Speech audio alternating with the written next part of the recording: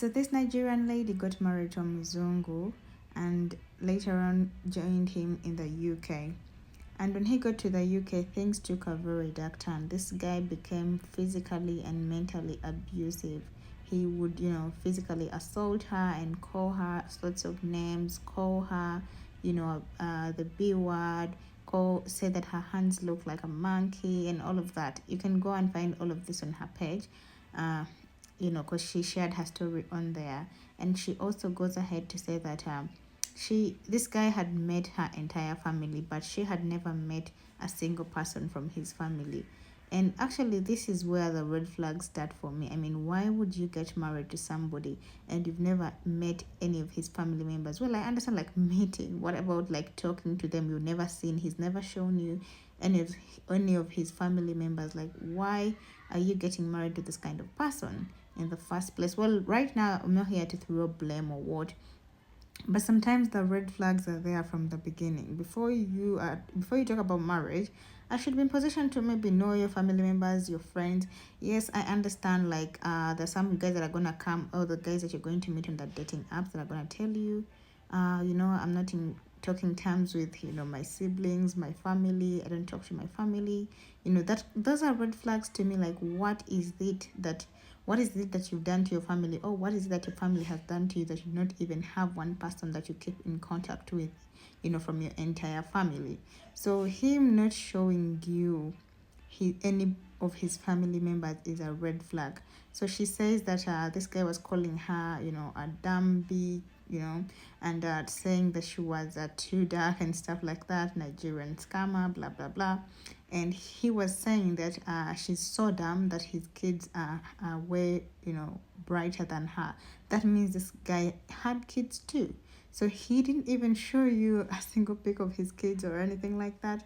Like, guys, let's get serious. I understand the desperation of trying to snag ourselves a muzungu and things like that. But really, I actually also have a story that one of the ladies here shared about a guy that was also never in talking terms with his family, and something like that. To me, that is actually what the first red flag this lady should have noticed. I feel sorry for her, because nobody deserves to be mentally or physically assaulted or violated, things like that. But sometimes we need not overlook the red flags that come with all these wazungu or any relationship whatsoever. Even when you're in just the same, a normal type of relationship with your countrymen, and you're dating this person, you've spent some time with this person, you're planning to start a life with this person, and this person has never introduced you to any of his family or friends, that is a big, big red flag for me. I mean, like, why are you hiding me? Why don't you want your people to know, or why don't you want me to know or meet your people, or the people that are so dear to you? So this is something that we should learn when we are out there looking for love on those dating apps, because I know there's lots of us out there that are trying to snag bazungu. Imagine going in a foreign country, and this is where they are assaulting you and physically abusing you, because she says she actually lost her dad in between there.